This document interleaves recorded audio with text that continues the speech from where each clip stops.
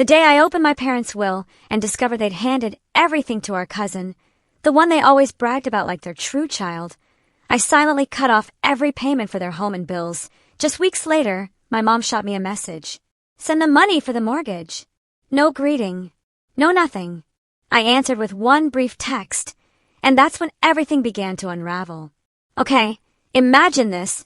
What if the people who were supposed to love you the most meticulously planned your total emotional and financial destruction? Because when I found out my parents had secretly written me out of their entire will, leaving everything to a cousin they paraded around like a trophy, I didn't scream. I didn't even argue. I just silently cut off the financial lifeline I'd been throwing them for years. And when my mother's cold, demanding text finally arrived, demanding money, a chilling realization hit me. This wasn't just about me anymore. This was about a long, long overdue reckoning. My name's Ethan, and I'm 32. I was sitting at my kitchen table, my world tilting on its axis, staring at a neat stack of papers that would forever change how I saw my own family.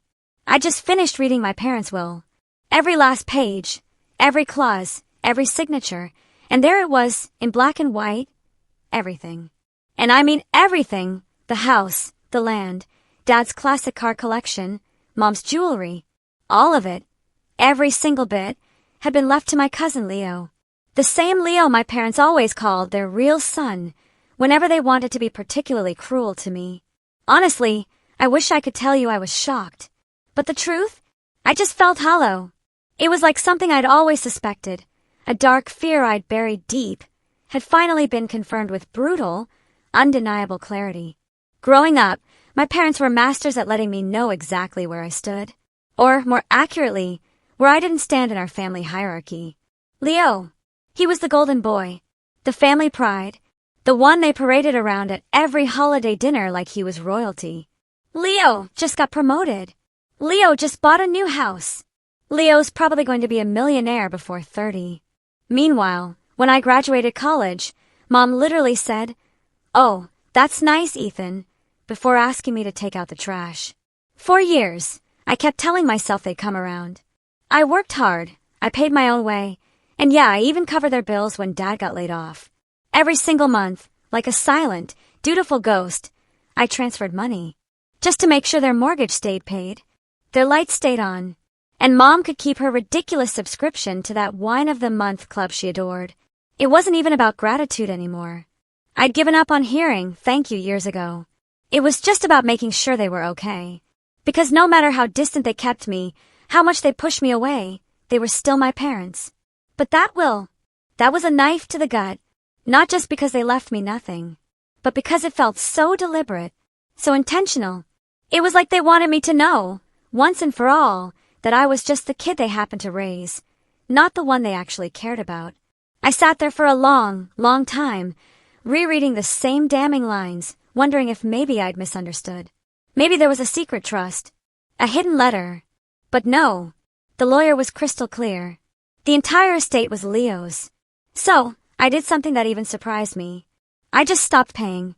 No text. No announcement. No dramatic speech about how I was done. I just stopped. I let the due dates come and go. I let the utilities send their polite little reminders. And then, one Tuesday morning, my phone buzzed. It was a text from Mom. No greeting. No small talk. Just transfer the money for the mortgage. I stared at the screen. A dozen emotions fought to be heard in my head. Hurt, anger, exhaustion. I thought about all the times I'd bailed them out, all the sacrifices I'd made to keep things running smoothly, and how they'd repaid me by making sure I didn't even get the house I'd quietly hoped to keep. I started typing, deleted it, typed again. My hands were literally shaking. Not from fear, but from years of pent-up frustration that had nowhere to go until this exact moment. I could feel something inside me shifting, a line being drawn, and then, just as I was about to hit send, another message popped up from her. "Leo said you've been acting cold lately. Is something wrong?" Something in me snapped. Not in a loud, shouting way, but in that quiet, dangerous way where you finally decide you're done being the family doormat. I took a deep breath, set my coffee cup down, and smiled to myself as I typed out a reply that would be the first step in a very different chapter of my life. And that's where everything really started to spiral. The next morning, I woke up to a string of missed calls, all from my mom, Eleanor. There were voicemails, too, each one sounding increasingly annoyed. The first was neutral. Clicked. Ethan, call me back. Mortgage is due today. The second was sharper. Why haven't you transferred it yet? You know how important it is to keep things current. Don't make this difficult. By the third, she was practically hissing into the phone. I don't know what's gotten into you lately, but this is unacceptable. Call me. I just sat there on the edge of my bed, staring at my phone like it was some kind of alien object. A few months ago, those voicemails would have sent me spiraling. Guilt. Panic. The whole thing. I would have grabbed my laptop and paid the bill before I even brushed my teeth, just to keep the peace. But now, I just felt numb, like I was watching a movie about someone else's life. I didn't call her back. Instead, I got dressed, grabbed my keys, and went to work like nothing happened. But all day, I couldn't shake this low hum of dread in the back of my mind. Every time my phone buzzed, my stomach twisted. Not because I was worried about them, but because I knew this was just the beginning. My parents never handled being ignored well. Sure enough, that night, I got a text from my dad, Robert. Call your mother. She's upset. That was it. No, how are you? No, is everything okay? Just a command. I didn't reply. The following weekend, I went over to their house. Leo was in town, and despite everything, a part of me wasn't ready to fully cut them off. A part of me hoped maybe things would feel normal. That maybe we could have a family dinner without me being reminded where I ranked. Big mistake. I walked into the living room, and there was Leo, lounging on the couch like he owned the place, which, technically, I guess he did now. Mom was perched on the arm of the sofa, smiling like she was hosting royalty. Ethan, she said, her face lighting up just enough to register my presence, but not enough to feel genuine. You're late. Leo's been telling us about his new promotion. I glanced at the clock.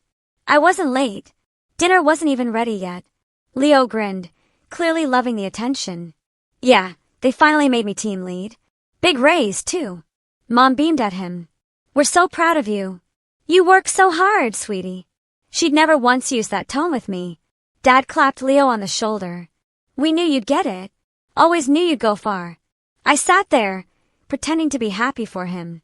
But each word felt like a splinter under my skin. I wanted to scream. I work hard, too. I've been paying for this house while you two sit here bragging about someone else. Dinner was worse. Every time I tried to contribute to the conversation, someone would cut me off. Leo, yeah, at my company Mom. Oh, that's fascinating. Ethan, pass the salad, will you? Or me. I actually got a big client this week, Dad. Leo, did you tell him about your bonus? It was like I was invisible, just there to refill drinks and clear plates. At one point, Mom actually handed me her wine glass and said, Top me up, would you? You're closer. I bit back the words I wanted to say and just did it. After dinner, we were sitting around the table when Mom suddenly dropped it. By the way, Ethan, the electric bill came in. I went ahead and paid it this time, but you'll need to reimburse me. You know, we can't let it get behind. I just stared at her. You paid it. Yes. Her tone was sharp now, like she was scolding a child. And frankly, I don't know what this little phase is about, but it needs to stop. We have responsibilities, Ethan. This is a family home. Leo smirked into his drink, clearly enjoying the show. Yeah, man. Don't leave them hanging. I turned to look at him, and something in my face must have changed, because his smile faltered for half a second before coming back twice as smug. Dad crossed his arms. You've been acting different. Cold. Your mother's worried. I almost laughed. Worried. Not about me. About the bills. I just think, Mom continued, her voice rising, that after everything we've done for you, the least you can do is keep up your end. Your cousin shouldn't have to worry about coming home to a foreclosure notice one day.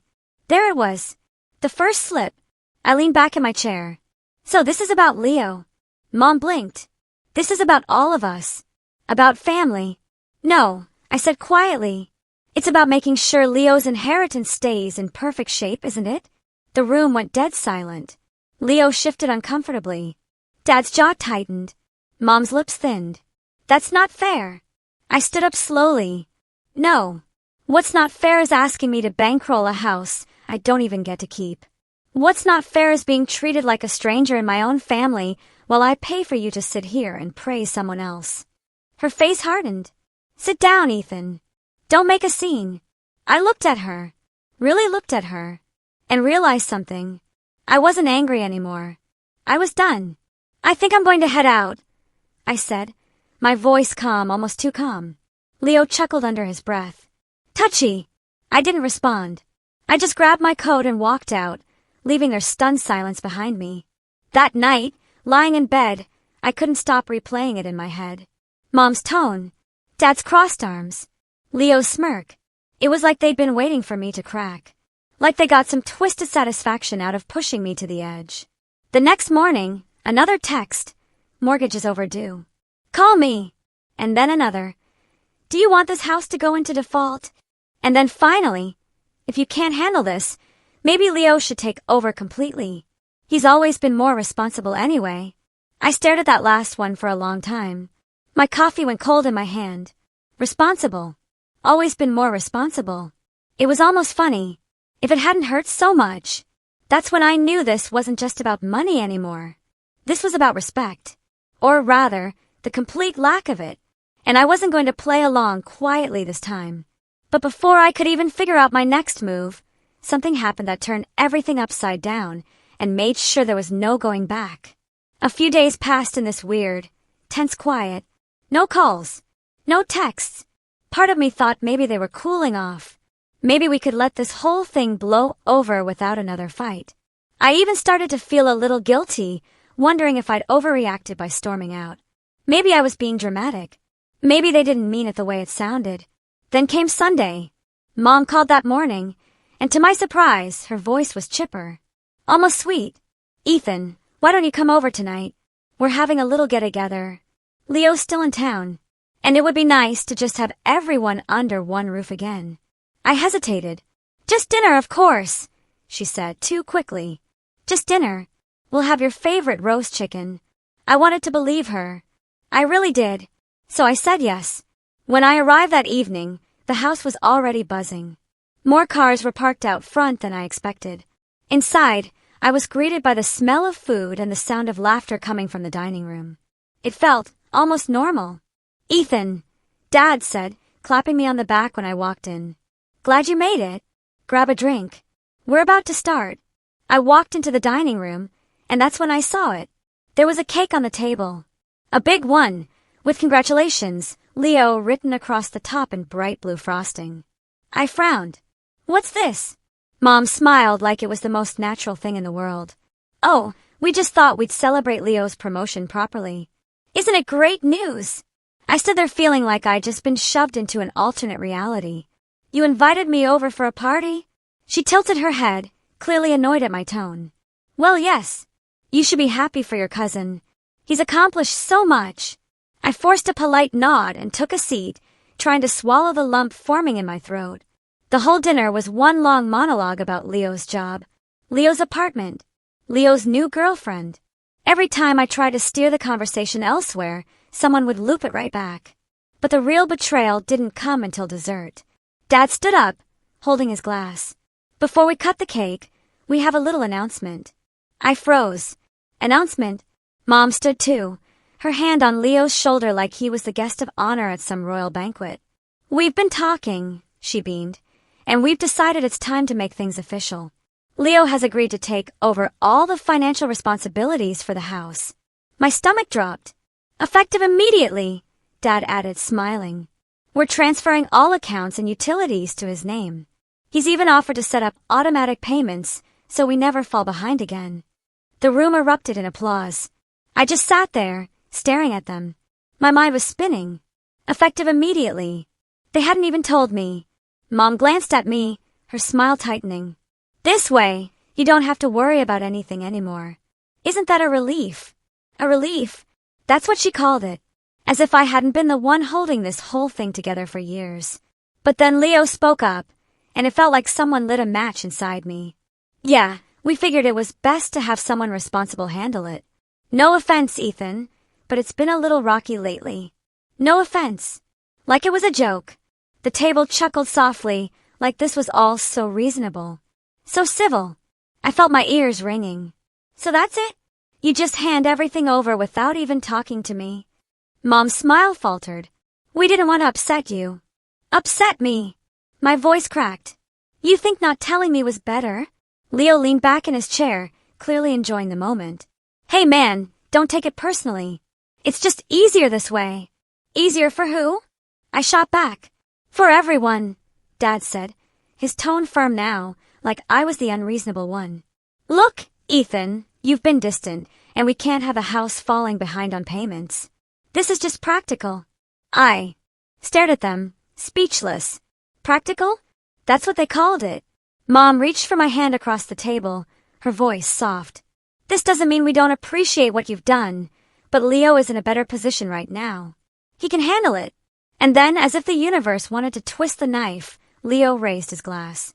To family, he said, smirking. And to keeping this place in good hands. Everyone clinked glasses. I couldn't move, couldn't speak. I just sat there, feeling this hot wave of shame and anger wash over me. It wasn't just about the house anymore. It was about being replaced. Publicly. Deliberately. In front of people who thought this was all perfectly fine. When I didn't toast, Mom's smile dropped completely. Ethan, she said sharply. Don't be rude. This is a happy occasion. I stood up so quickly my chair scraped across the floor. Happy for who? The room went dead silent. Ethan, Dad warned. I looked around at all of them. My parents. My cousin. These family friends who'd come to watch the show. And I realized something. They weren't embarrassed. They weren't sorry. They actually believed this was the right thing to do. I hope you all enjoy your cake, I said, my voice low. Because I'm done. I turned and walked out before anyone could stop me. Outside, the cold air hit me like a slap. I stood there on the porch, shaking. Not from the chill, but from everything boiling under my skin. Humiliation, heartbreak, rage, all of it crashing over me at once. I drove home in silence, gripping the wheel, so hard my knuckles turned white. When I got inside, I just stood in my dark living room, staring at nothing, feeling the weight of what had just happened settle over me. This wasn't just a snub. This was deliberate, calculated, and for the first time, I felt something I hadn't let myself feel before. I wanted them to regret it. Not just tonight, not just tomorrow. I wanted them to feel it. And I knew deep down this wasn't the last move I was going to make. I didn't sleep that night. I didn't even try. I just lay there on the couch, staring at the ceiling as shadows from the street light outside crawled across my living room walls. It was quiet. The kind of quiet that's so heavy it almost feels like it's pressing down on you. At around 2 a.m, I got up and made myself a cup of tea, even though I don't really drink tea, and sat at the kitchen table where I'd first read the will. The papers were still there, in a neat little stack, like they were mocking me. I pulled them closer, scanning the words again, even though I already knew what they said. Everything to Leo. Every last thing. I don't know how long I sat there, but at some point I found myself scrolling through old photos on my phone. Holidays. Birthdays. Random backyard barbecues. There was one picture from a few years back.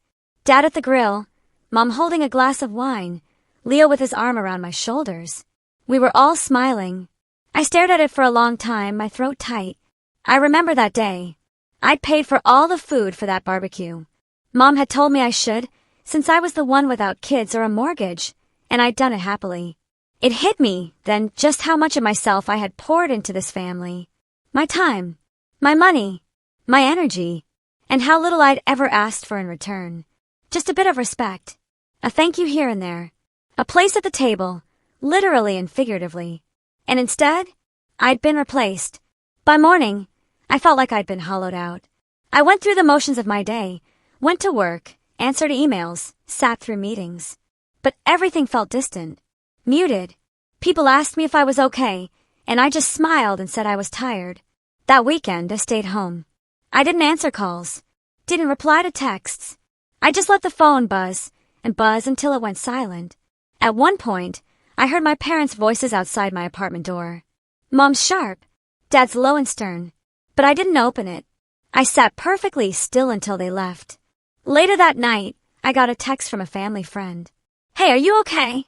Heard things got pretty tense the other night." I stared at it, feeling my chest tighten. They were already talking about it. The thought of being the subject of whispered conversations over brunch tables made me feel sick. A couple of days later, I went to the grocery store and saw Leo in the parking lot. He was laughing with someone on the phone, and I swear I heard him say, "Yeah, he totally lost it. You should have seen his face. He didn't see me." I got back in my car and drove away without buying a thing. That night was the worst. I sat on the edge of my bed with my head in my hands, feeling like I was back in high school. Like I was 16 again, being told for the 100th time that Leo was just more responsible, more mature, more successful. Except this time, it wasn't just words. This time, they'd acted on it.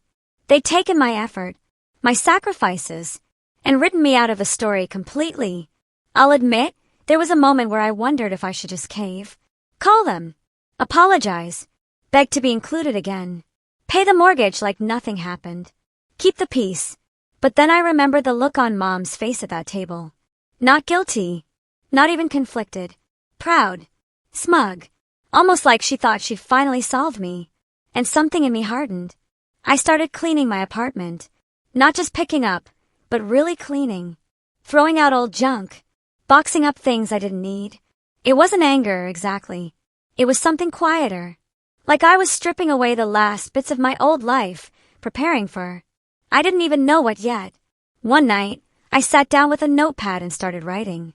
At first, it was just a list of bills I'd covered over the years, just to see how much it added up to. Then, I started writing down memories. The Christmas when they spent twice as much on Leo as on me.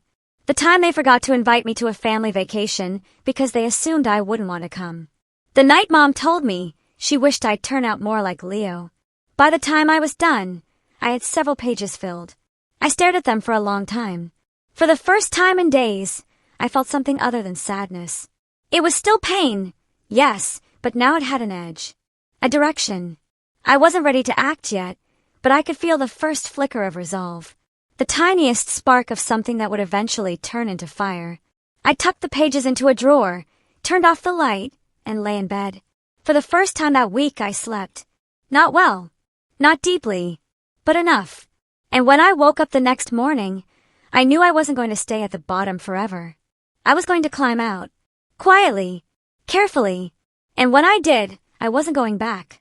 The morning after I wrote those pages, something shifted. It wasn't dramatic. No thunderclap. No epiphany. But it was enough. I woke up earlier than usual, sat at the edge of the bed and just breathed. My chest still felt heavy, but it wasn't crushing me anymore. I started small. I made breakfast, a real one, not just coffee and whatever was in the fridge. I put on clothes that weren't just the same hoodie I'd been living in for days. I opened the curtains and let the sunlight in. It felt strange, but good, like my apartment was mine again, instead of a cave where I hid from the world. That week at work, I threw myself into projects like I hadn't in months. Instead of clocking in and zoning out, I stayed late, polished presentations, volunteered to take the lead on something my boss had been struggling to assign. My coworkers noticed. "You seem different," one of them said as we were leaving one night. "Better different?" I asked. She smiled. "Yeah, like you care again." That stuck with me. By the end of the month, I'd closed 2 new clients and gotten a quiet nod of approval from my boss, the kind that usually meant good things at review time. My paycheck reflected the change, too.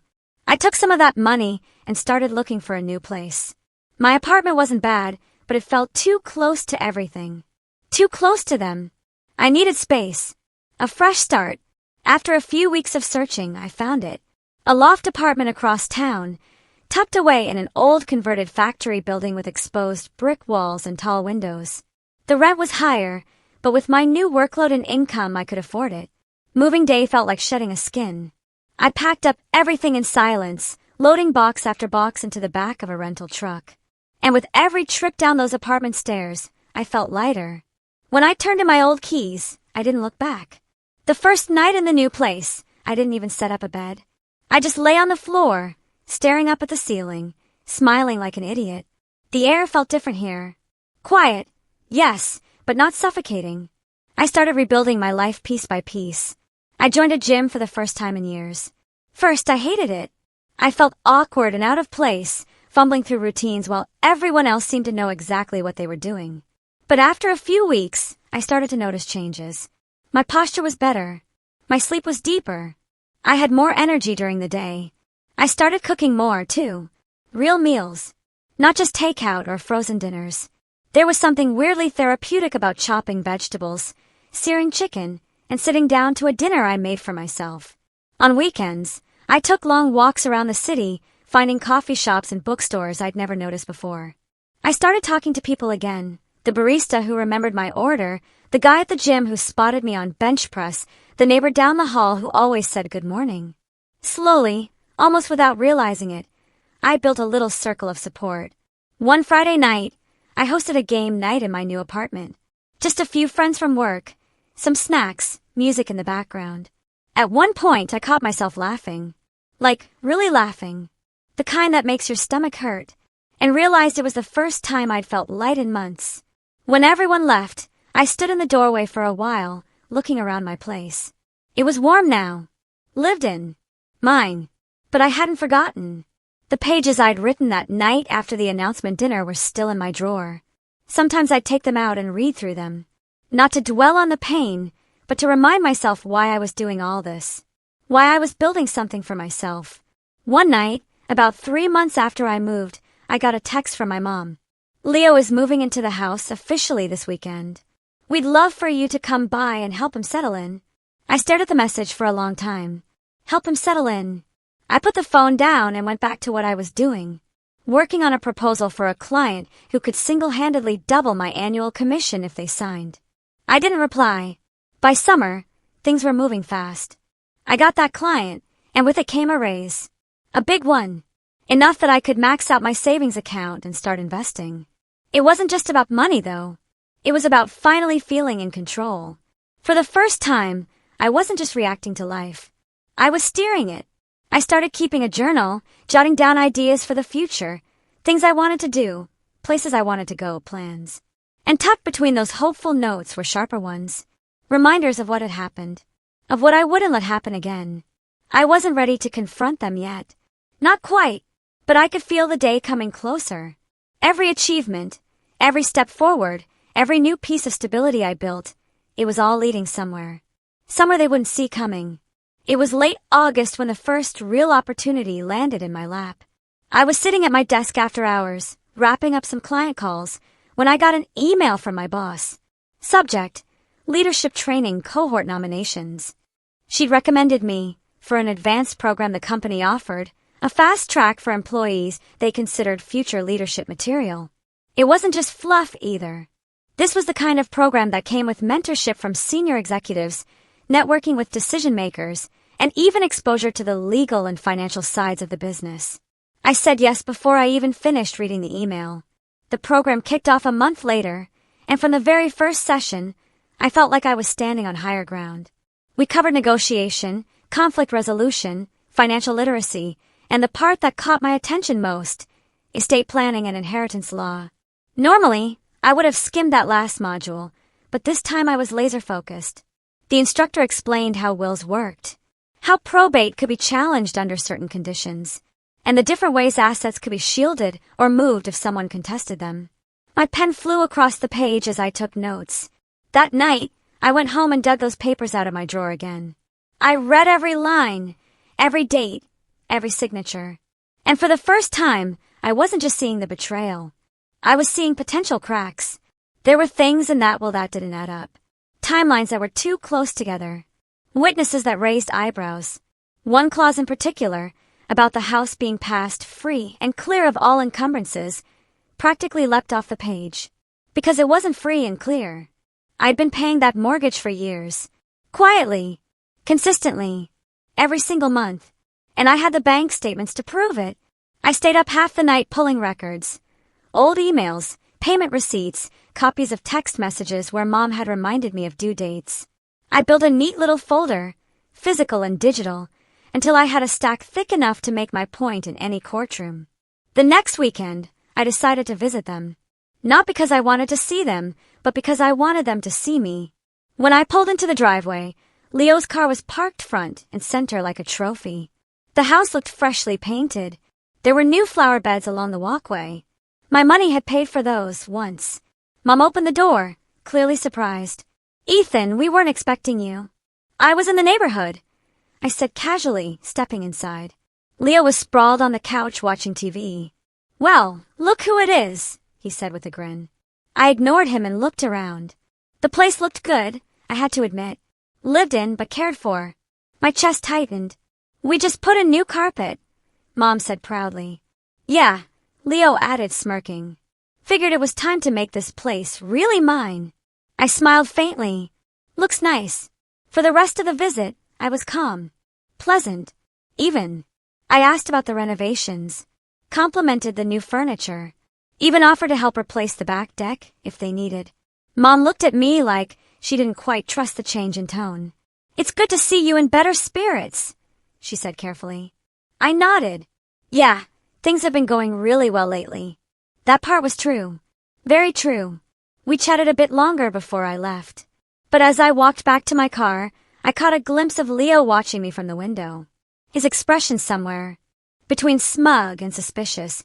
Back at home, I opened my laptop and started formalizing everything. I contacted an estate lawyer, a quiet, competent woman recommended by one of my mentors in the leadership program, and asked her a few questions. When I explained my situation, she actually chuckled. "You've been covering the mortgage for how many years?" 6, I said. She nodded slowly, jotting notes. "Depending on how the will is structured, you may have grounds to claim reimbursement for every payment you've made, potentially with interest. That could be significant." I sat there, letting that sink in. Significant was an understatement. "And," she continued, "if the will wasn't updated properly after you became the primary financial contributor to the property, there's a chance you could challenge the entire distribution." I didn't say anything for a moment. Just stared at her. "You don't have to decide right now," she said gently. "But if you'd like, I can start drafting a demand letter. Sometimes that's all it takes to get people to the table." When I left her office, I wasn't just holding my folder anymore. I was holding a weapon. Over the next few weeks, I kept playing the part of the calm, reformed son. I sent Mom polite texts asking how she was. I even dropped by once or twice with little gifts. Fresh bread from a bakery near my new place, a bottle of wine I knew she liked. Every time I saw them, I felt steadier. Every time Leo smirked, every time Dad made a backhanded comment, I just smiled.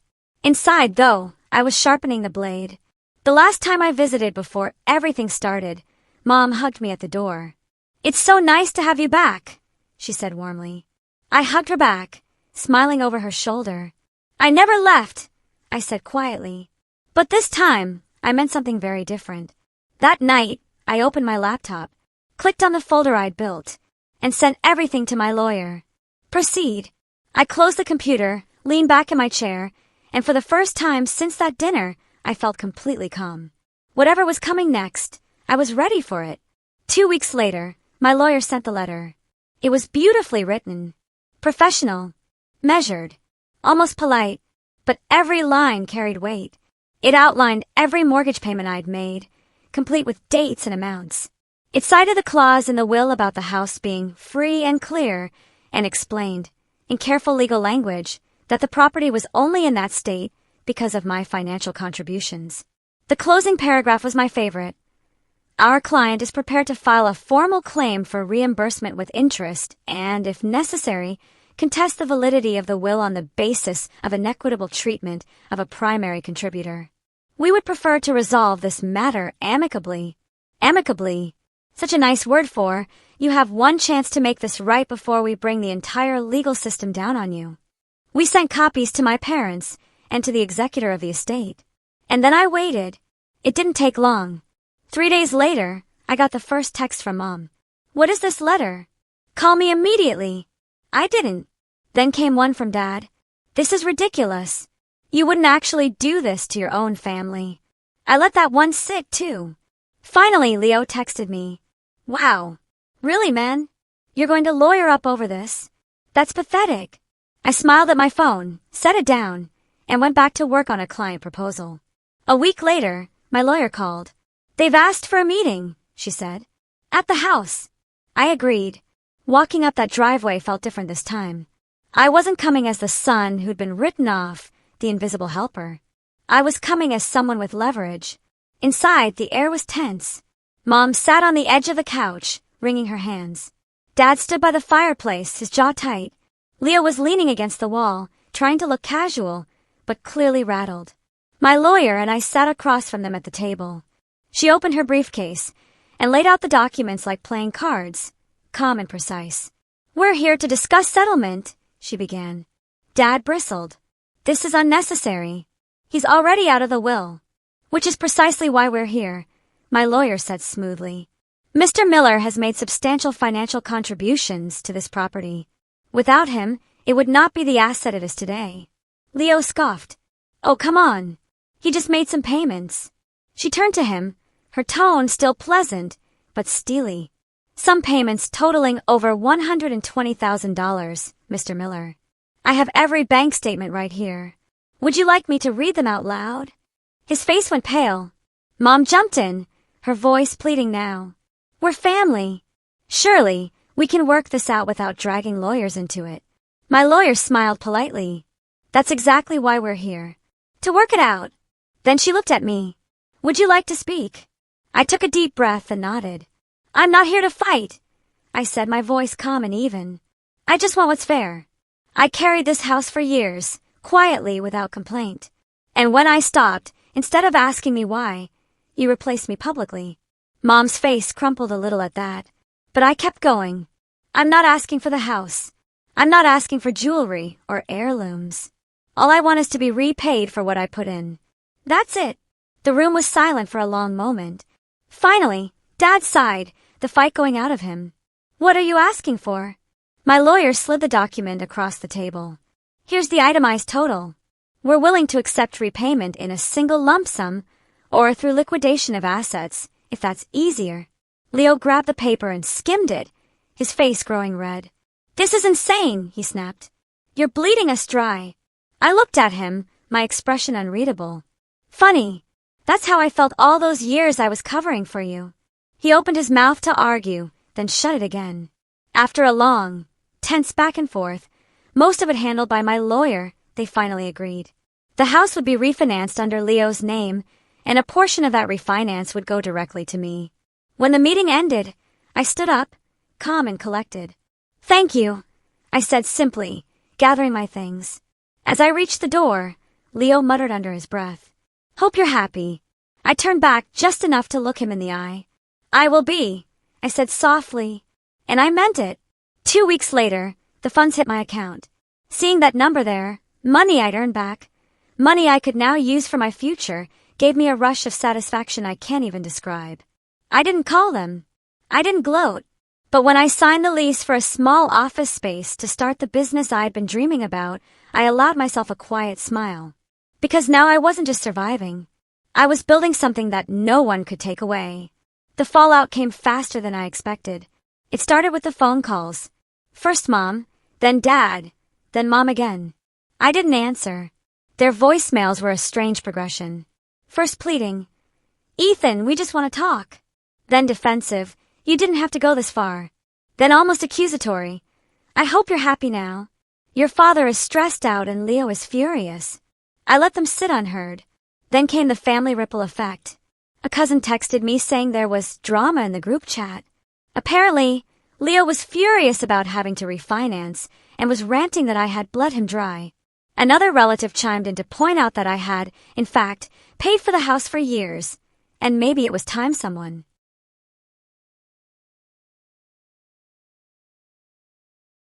Acknowledge that. That message sparked an argument that apparently ended with Leo storming out of Sunday dinner. I stayed quiet, but the real fallout came a month later. I was sitting in my new office, a small but beautiful space with floor-to-ceiling windows that overlooked the city, when Mom showed up unannounced. She looked smaller somehow, like the last few weeks had worn her down. Ethan, she said softly, standing in the doorway. Can we talk? I motioned for her to sit. For a moment, she just looked around, taking in the space. The framed client contracts on the wall. The tidy desk. the faint hum of success that seemed to hang in the air. "You've built something here," she said finally. "I have." She swallowed hard. "We didn't mean to hurt you." I didn't reply. Her hands twisted in her lap. "Your father thinks you went too far. Leo, well, he's angry. But I wanted you to know that I understand. You were right about all of it. That almost got me. Almost. But then I remembered her standing at that dinner table, her hand on Leo's shoulder, smiling like I was nothing more than a problem she'd just solved. I'm glad you understand," I said, finally, my voice calm. She looked at me for a long moment, her eyes glossy. "I miss you." I leaned back in my chair. "You miss who you thought I was, but that person doesn't exist anymore." Her face crumpled at that, but she nodded. "I suppose that's fair." When she left, I sat in silence for a long time, staring out at the city. A week later, I heard from my lawyer that the refinance had gone through. My reimbursement was officially finalized. And then, almost poetically, I got a text from Leo. "Hope you're proud of yourself. I had to cash out my bonus to cover this. You ruined my plans this year." I read it twice, then set my phone down. Because the truth was, I was proud of myself. Not just for winning, but for finally stepping out of the shadow they'd kept me in for so long. By Thanksgiving, I had no intention of going to the family dinner. But then a mutual cousin called and asked if I'd reconsider. Said it might be good for everyone to clear the air. I don't know what made me say yes, but I did. When I walked in that evening, the room went quiet. Leo was there, sitting at the table with his arms crossed, looking like he'd rather be anywhere else. Mom smiled weakly. Dad gave me a curt nod. I sat down without a word. Dinner was awkward at first, full of stilted small talk and the sound of silverware clinking. Then, halfway through the meal, Leo put down his fork. "You got what you wanted," he said flatly. I met his eyes. "I got what was mine." He scoffed. "You're unbelievable." "Enough, Leo," Mom said sharply. "He's not wrong." That silenced him. The rest of the meal was quiet, but not tense, just resigned. Like everyone knew the hierarchy had shifted permanently. When dessert was served, I stood up. "Thank you for dinner," I said, my voice steady. "But I should be going." As I walked to the door, I felt all their eyes on me. And for the first time in my life, I didn't feel small. I didn't feel invisible. I felt free. I opened the door, stepped out into the crisp night air, and smiled to myself. Because this time, I wasn't walking away empty-handed. I was walking away on my own terms, and they knew it. And as the door closed behind me, one final thought hit me. Clear and sharp, like the strike of a bell. I wasn't the forgotten son anymore. I was the one they'd never forget. So, tell me, if you were in my shoes, after years of being overlooked and taken for granted, what would you have done when you finally realized your family didn't just forget you, they actively wrote you out of their future? I really want to hear what you think.